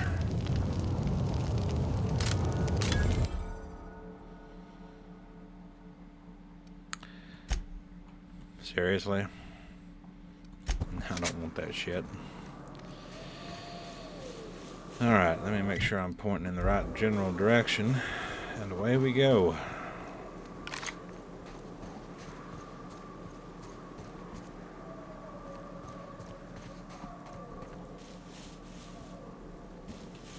Nope, gotta go around this way.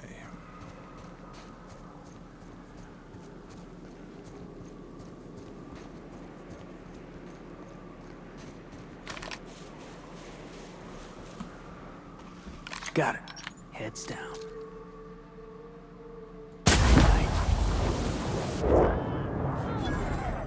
Here we go.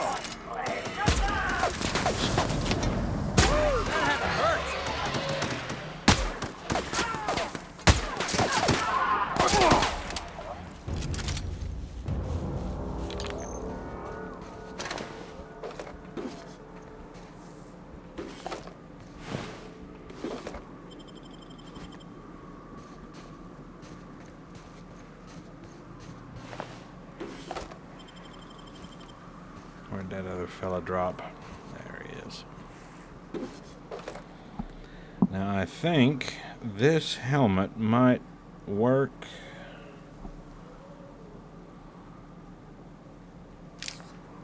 We'll pick it up. Let's see here.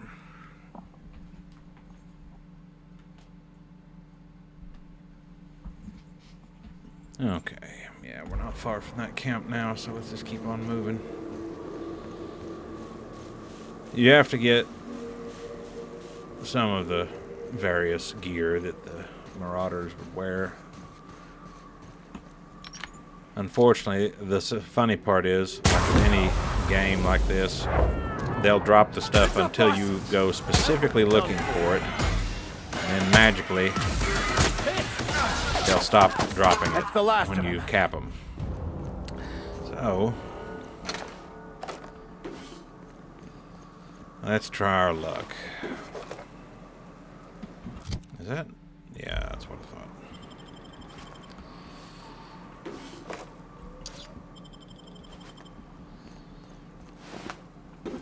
See what I mean?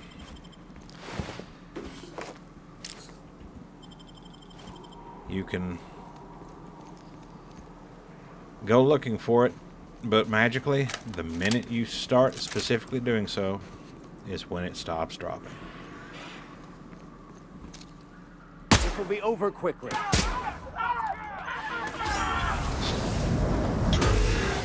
Really?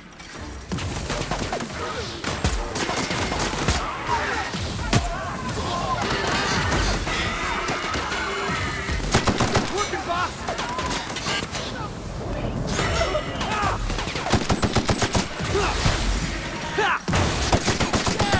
That's what you get!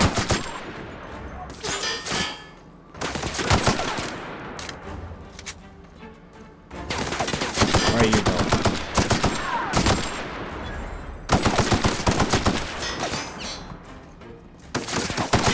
Where'd you come from?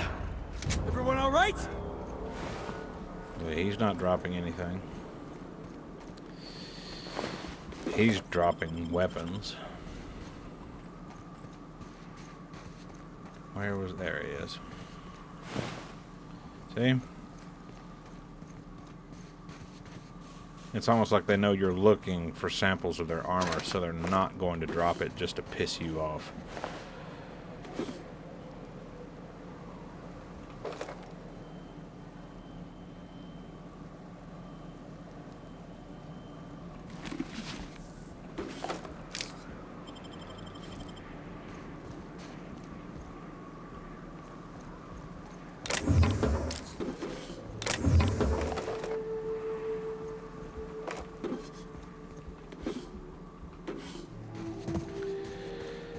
Alright, well, that was kind of disappointing.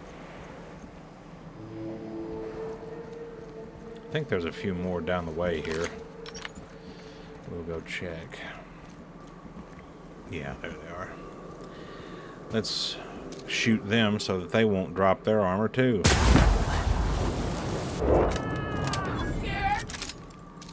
Got a fight on our hands. Excellent hit. Don't mess with us.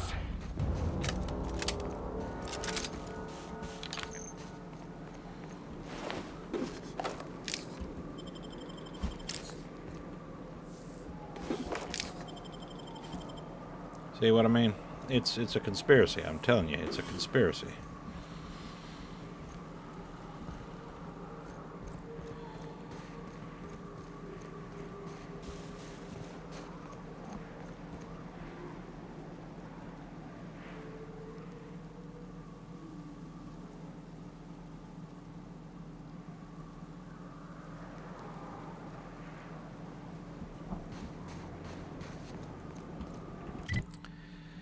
Well, let me think. Let's try our next stop. Captain, Felix and the Vicar are arguing again. That's nice.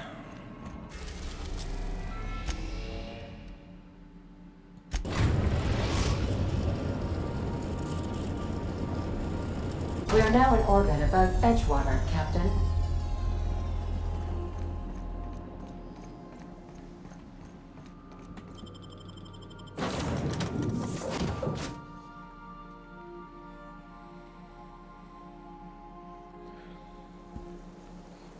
All right.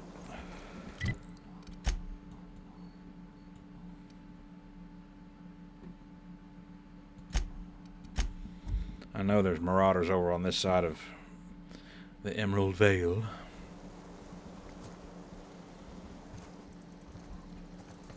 Let's see if we can find a handful of them.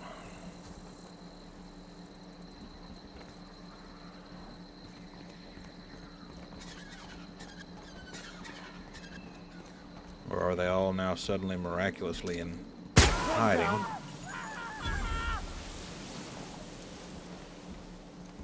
Where y'all at?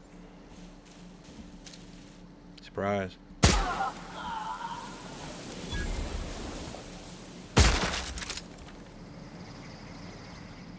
Is he upstairs or is he?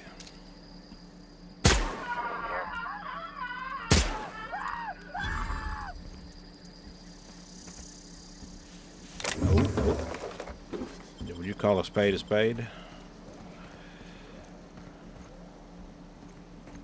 Okay, so that one must be upstairs, inside the building. Okay. Let's see here.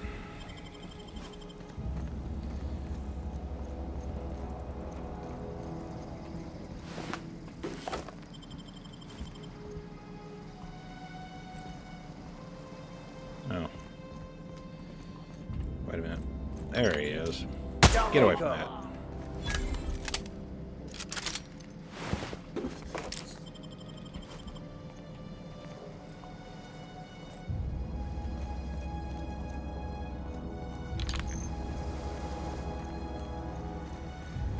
We might be going on the biggest marauder killing spree in Halcyon history, folks, if these suckers don't start dropping some of their equipment. And when I say equipment, I don't mean their guns. I mean their armor. This might be one of the... Yeah, I think this is the one we need. Okay. Let's just make an arc.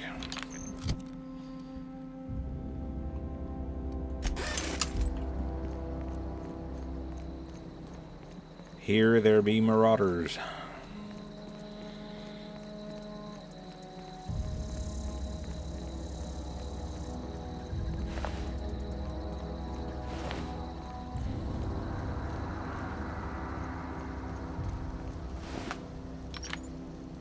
Surprise.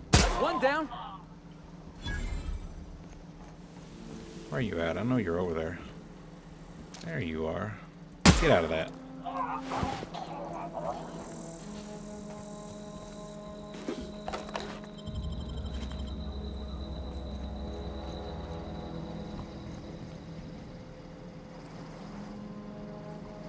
Here they come. Don't mess. There they go. We're the best.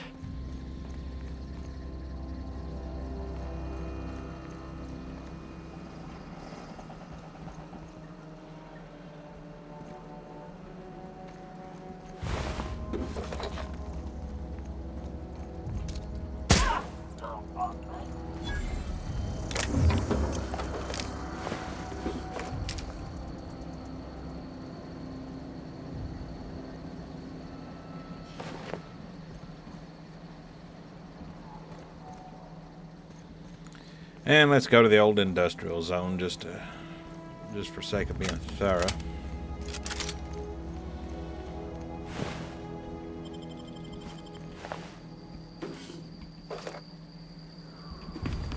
I'll carry an extra one of those just in case.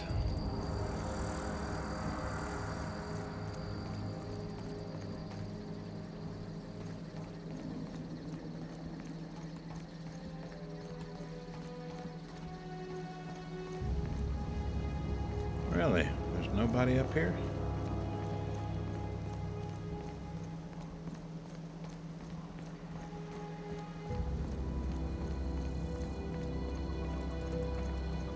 Well, how about that shit?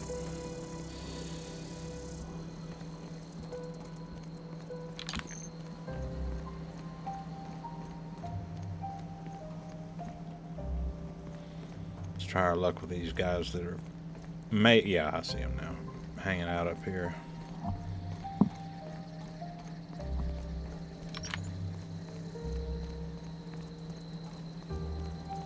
One, two, three. Well done, Captain!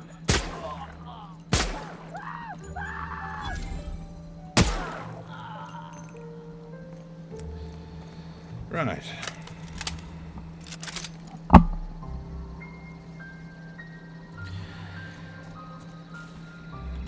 Now, unfortunately, comes the fun part, finding these bastards.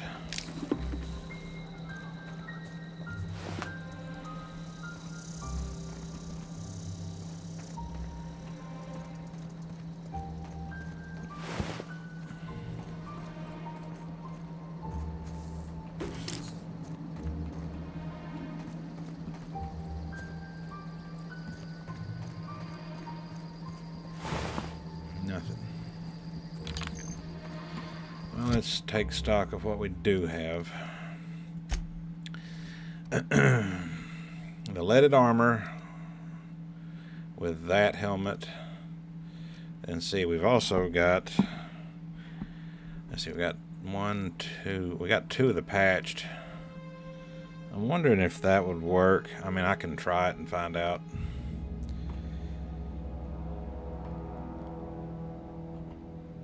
We'll break that one down. We got the patched low pressure helmet, so that should should work.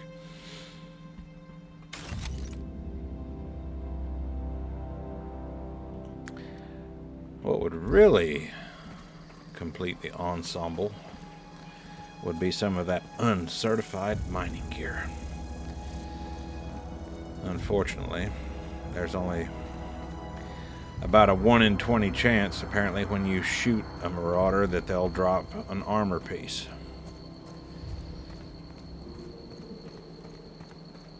But just for shits and giggles,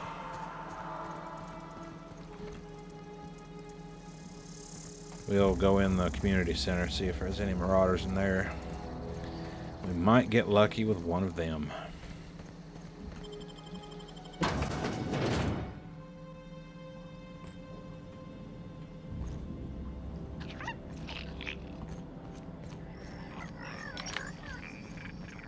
And of course, these raiders may not respawn at all. Or marauders, sorry. Marauders. Survey looks like it says no.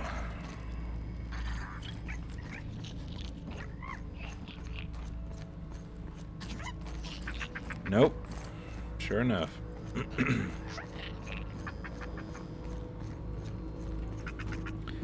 Ain't that a kick in the head?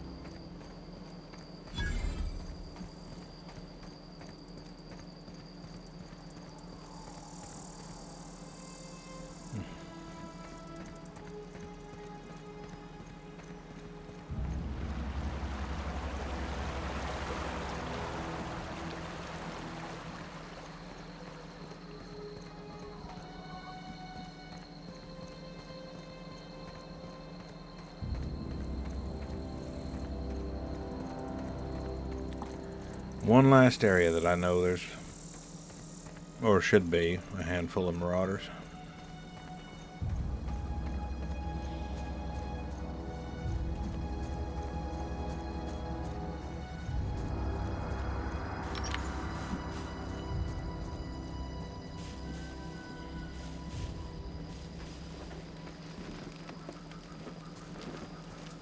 And they're not even here. How about that?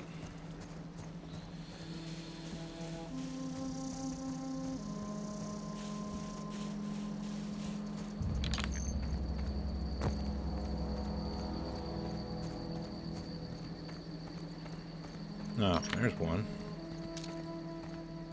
Boss.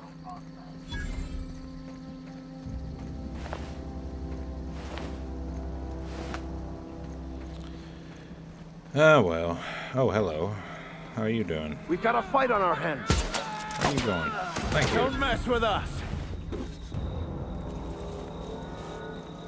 That's funny. So, where are you going? Come back. I only want to shoot you and take your armor.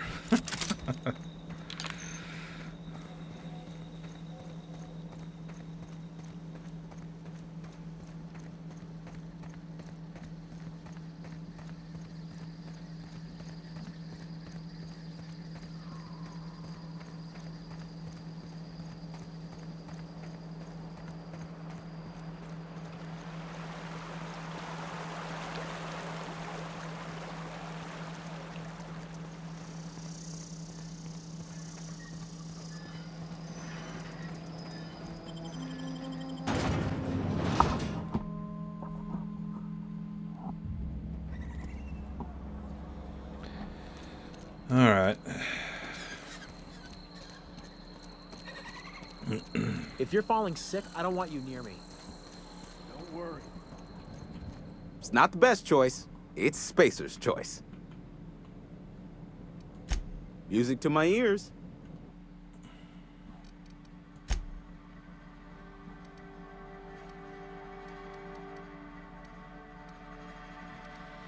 Yep. not a thing. Alright then.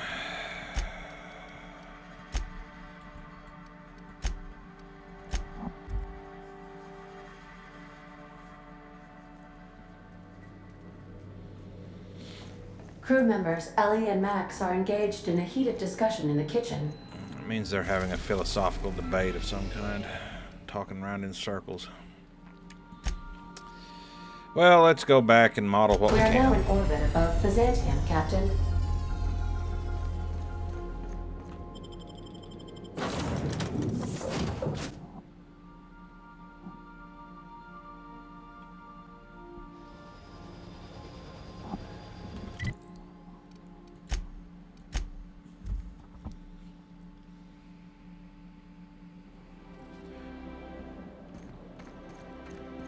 The dissidents actually took over the... Spacer's choice Adreno. For life's little victories.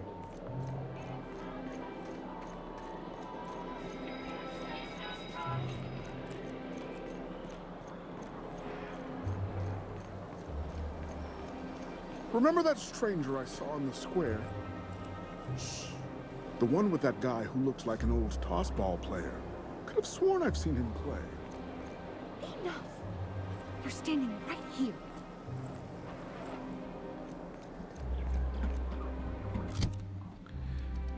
Alright, let's see here.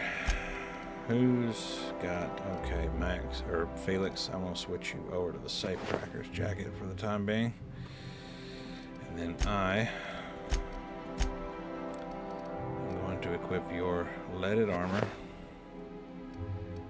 and the revamped power helmet.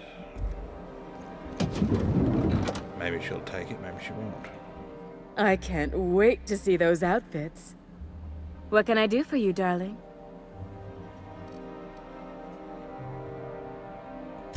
If I were an enterprising spacer in need of a wardrobe, I'd probably head to the Groundbreaker. For you, anything.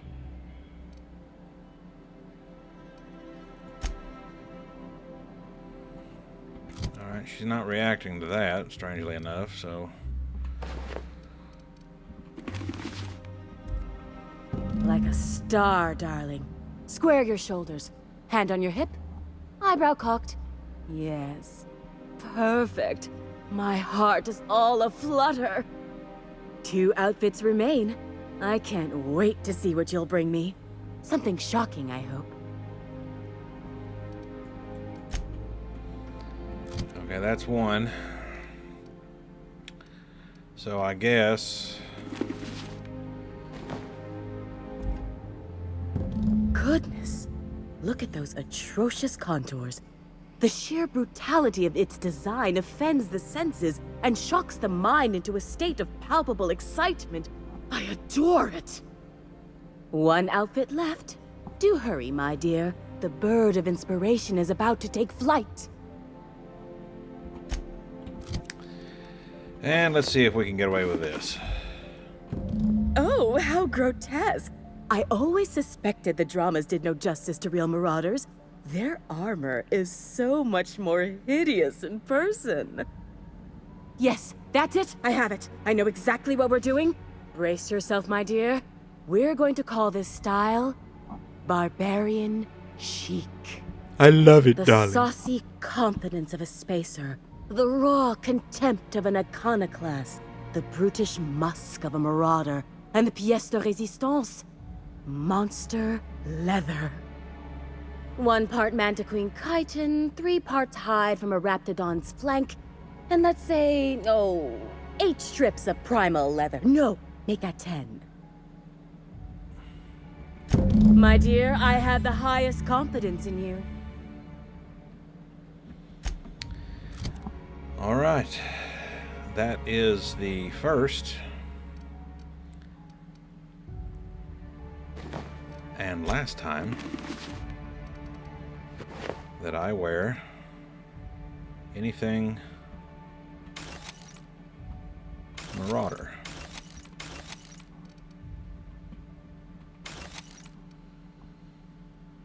And let's get Felix back into his proper attire. Alright. And them guards are standing back there like, what is this crazy woman on about now?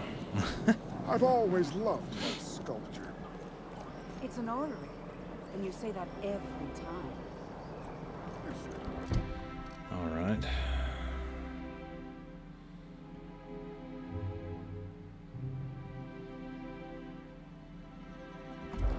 Well, now that we know what we need to do for Celeste on our next leg of the great journey.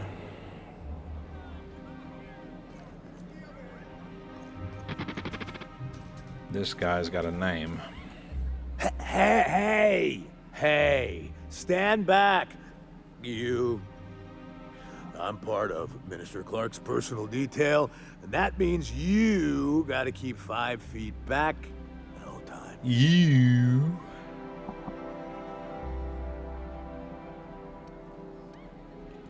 Oh, yeah, it's right here. Good thing, too, because I may be headed there soon. The others took me out to celebrate on account of me just getting hired and all. He's basically the most important person in the colony, which makes me the most important guard in the colony. Yeah. That means I got a key to the minister's estate, my own personal UDL-issued shotgun. They don't give those out to just anyone. Really? That's right. Not just anyone is allowed to have a key to Minister Clark's residence. It's all very high level. That's a great idea! I'll have a Spectrum vodka.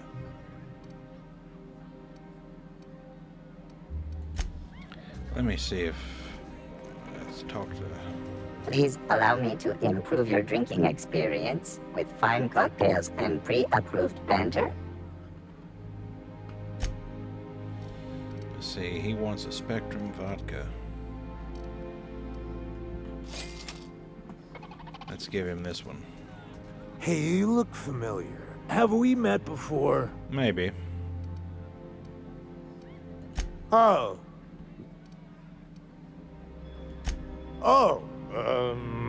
He's, medium height with, like, medium colored hair and, like, a kind of a medium face. Just like in his posters. Everyone tells me he's very private, okay? Besides, I just started. Fair enough. Please allow me to improve your drinking experience with fine cocktails and pre-approved banter. I guess I have to get him a slightly... We'll buy one of each until he accepts what I give him. Hey, you look familiar. Have we met before? Here's to me. Okay, so he could only drink red, huh? Hey, you're really great. Have I told you that? We should be friends. Wow, listen to me. I'm soaked. I should probably slow down before I'm face down on the tile somewhere. Who am I kidding? I could have another. You got another? Oh my lord.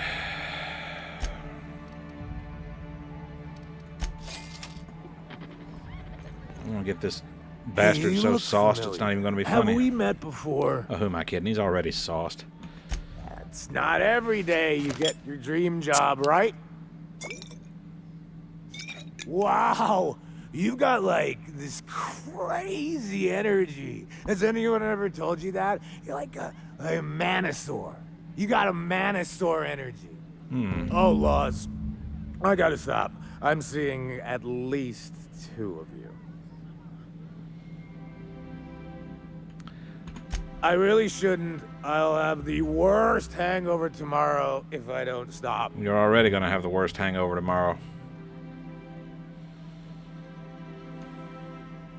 You sure sound like you know what you're talking about. Okay, here goes. It should do it. Yeah. Was that one supposed to taste like purple berry crunch? Or am I just tasting breakfast? I don't feel so good. I think I'm gonna be sick.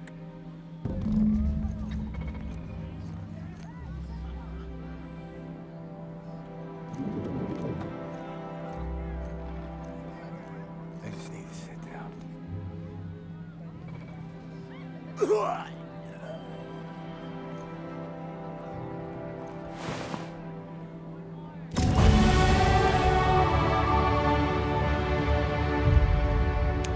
And we're just gonna close that door. And yay, we leveled up. I need to see what I need the persuasion. Give the crew just a little bit more.